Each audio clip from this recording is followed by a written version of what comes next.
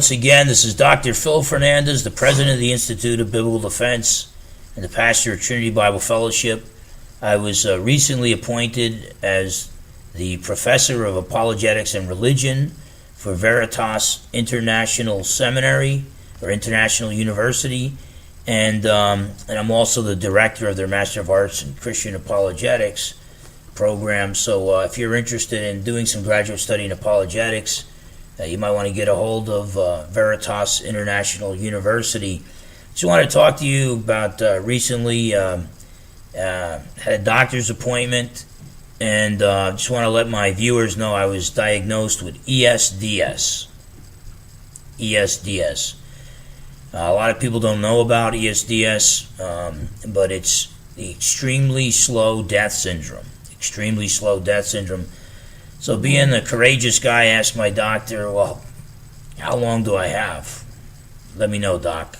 And he told me 25, 30, maybe 35 years at the tops. And keep in mind, I'm only 58. And but I was willing to take that, but get checked for it yourself. There's more people that have ESDS, extremely slow death syndrome, than they realize. And if you ever want to give a donation to the Institute of Biblical Defense, time's running out. I'm not going to be here forever.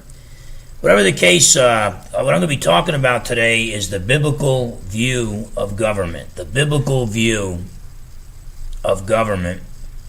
And my understanding is the best, from reading the scriptures, the best possible form of government is a one-world government headed by an all-knowing, all-good, all-powerful king.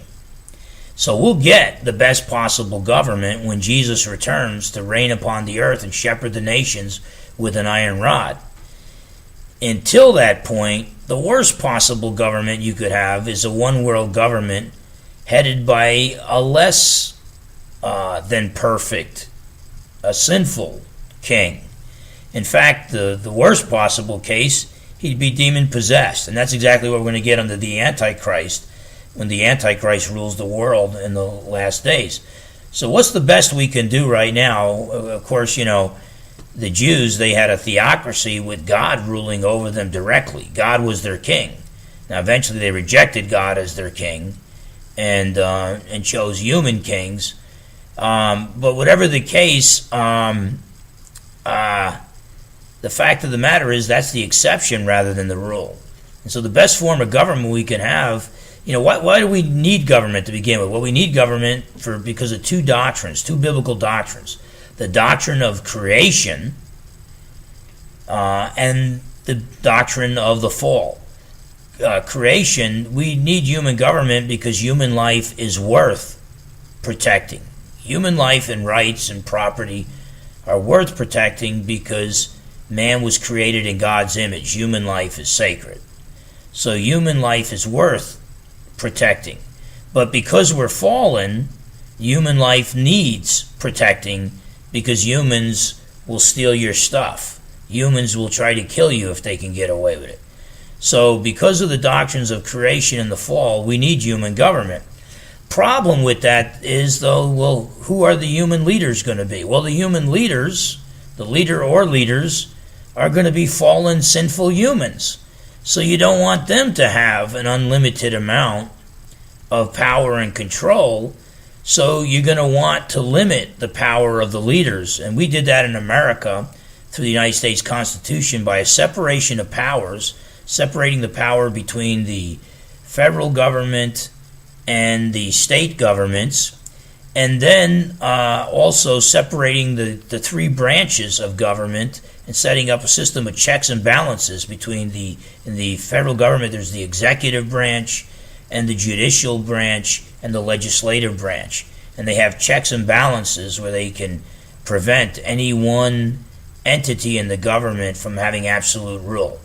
So because human life is worth protecting and because human life needs protecting, we need government, but we've got to keep government power limited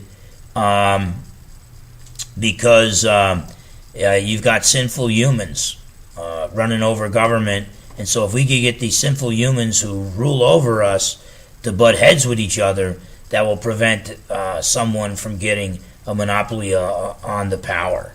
And I'll just throw in one more note too. There's only two ways to keep order within a society. There's the American model of keeping order, where basically nobody breaks into your house because the people are spiritually mature enough to police themselves. Nobody breaks into your house because they know you're going to protect your loved ones. You're probably going to shoot them. And so that keeps order. That's like in our cities. America is like probably the most violent country on the planet Earth. But if you remove the 10 most violent cities, where the law-abiding people don't have the right to defend themselves, the right to bear arms anymore, you take away the 10 most violent cities, and then America becomes one of the most safest places on the planet Earth. See, guys aren't breaking into houses in Alabama because those guys got guns, okay? And so you can keep order in a society if the people are spiritually mature enough to govern themselves. The other way to keep order within a society is the Soviet Union model. You roll a tank down the street every 5 minutes, so even the thugs are afraid of the tanks. And so, yeah, they're not going to break into your house. Well, that's good. You've got order, you've got security. Problem is you don't have freedom. And that's why America is so violent. We've left the limited form of government where we govern ourselves. That's what political freedom is, self-governance. We left the political form of government and the limited form of government, and we're moving in the direction of the Soviet Union, but we haven't gotten there yet. Now, when we get there, we'll have security and we'll have order, but we won't have freedom. I agree with our founding fathers. Give me liberty or give me death. God bless you.